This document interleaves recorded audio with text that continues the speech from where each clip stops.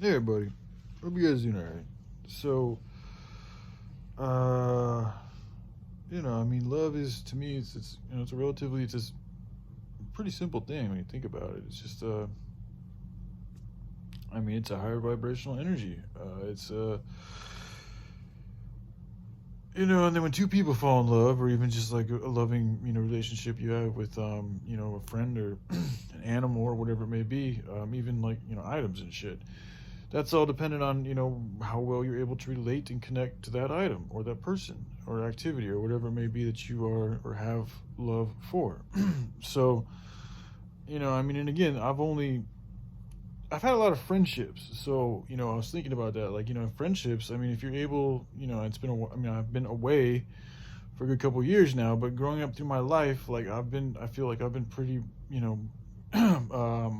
gifted with having a good amount of friends. Like I've you know so anyway, one thing I learned, in the friendships things, like there's no sex to help. There's other activities and stuff you can do, but there's never the sex there to help things like when shit got bad or when people got lonely, or I mean, there's nothing like just the power that comes from being intimate with another human being, and that level is to me, I mean, I guess I would, the most similar thing would be like going to battle with a friend or with your fellow companion or comrade. But that's not fucking, that's still different. I mean, it's still, I don't think, I mean, your mind and your hearts and your bodies are coming together literally in a beautiful, loving way when you have sex with somebody. So that in itself is just more. And sex is all about creating more life and perpetuating, more life, more love into this world through the offspring of, I mean, because really we shouldn't be having sex. I mean, every time you have sex, if you really want to do it the right way, to me, you should be wanting to have a child with that person you're having sex with. So if it were done in that type of a way, it would be more, it would help bring back to the sacredness of the union.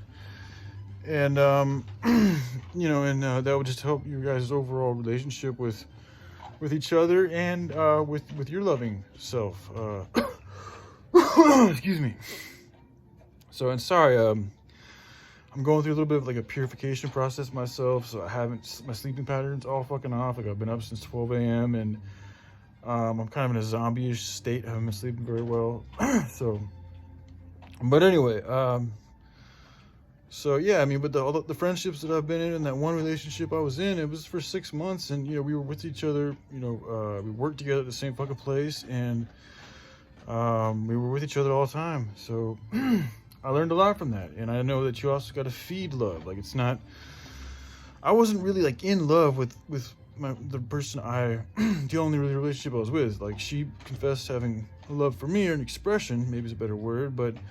And I've always felt pretty able to like just have a kind of an unconditional love for everybody. So it's been easier, I don't know, easier, but it's been easy for me to just have love for people. Like it's also, I think I've been able to be with like females that, you could probably say are out of my, or they would be out of my league in terms of attraction wise, because but I've always gone with them and chosen to go with them a lot of times because I like their hearts.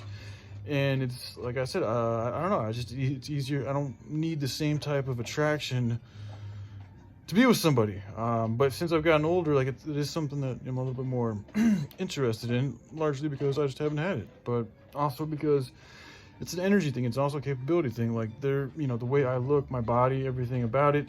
Not only is it just a certain attraction, but it's also like an energetic value to it, and so it'd just be nice to meet somebody of a similar energetic value, which would just happen to have a certain level of attraction with it too. So but I mean, anyways, this is why I like to apologize. I'm not expecting an apology for anybody. Like I really don't have.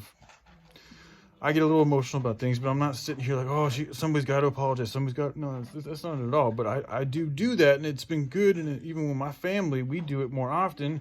Things are in a much more loving state. Like there's times when we find it hard to apologize to each other, and things are usually pretty crappy around the house. Like if people are in a bad mood, it's just like there isn't as much love energy in the house. But when we do have a lot of love energy in the house, like we're very good about like going to each other and being like, hey, I'm sorry, I just said this, or I did this, and I think in doing so, I mean, apology, the word apology, Apollo, sun, light, orange, that helps give life to everything.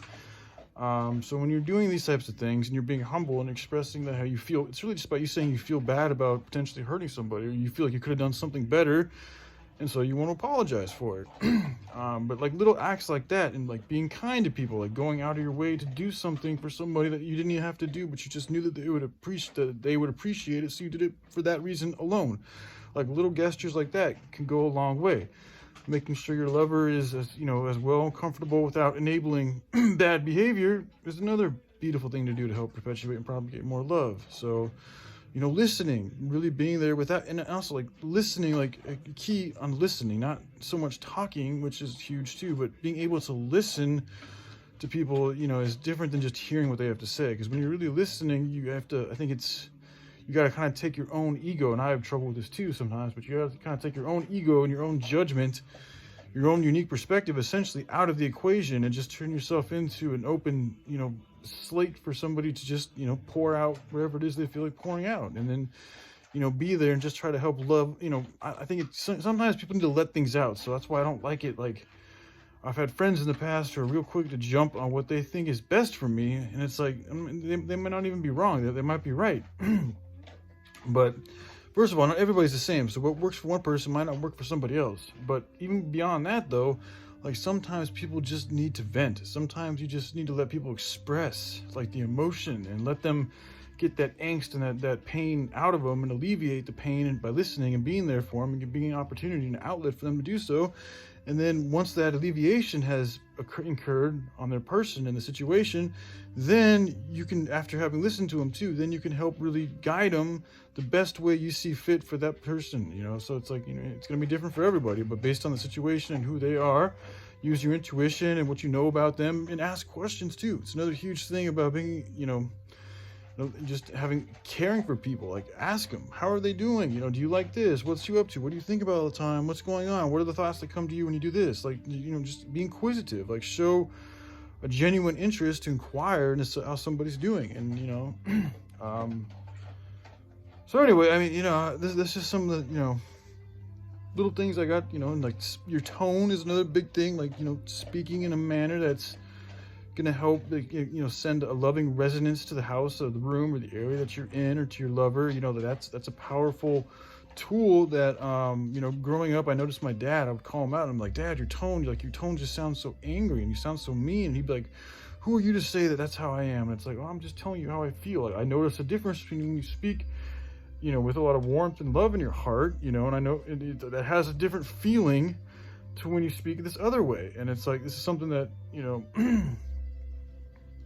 he's gotten a lot better about it, but it used to be, it bothered the fuck out of me, because it's like, man, why you gotta talk to me with that tone? Like, why can't you just be like, try to just be a little more loving, dude? Like, we all make mistakes. Like, it's one thing if I'm doing things to purposely piss you off and like be an asshole, but a lot of times, he would just get frustrated because, he had other shit going on, or it was just something I did that he didn't approve of, or, or it's just he had a different way of doing things, or just some type of argument that went wrong, and he would get to, he would, speak in this tone that was, like just like fucking super mean and hateful. And I'm like, man, it's not going to help, things get better. It's not going to help perpetuate more love. It's not going to help me grow. It's not going to help me want to listen to you more. It's not going to want to help, bring us to a closer connection or anything like that. So, being able to check your tone and notice when your tone is a little off, in regards to being in that love spectrum, is good too. So,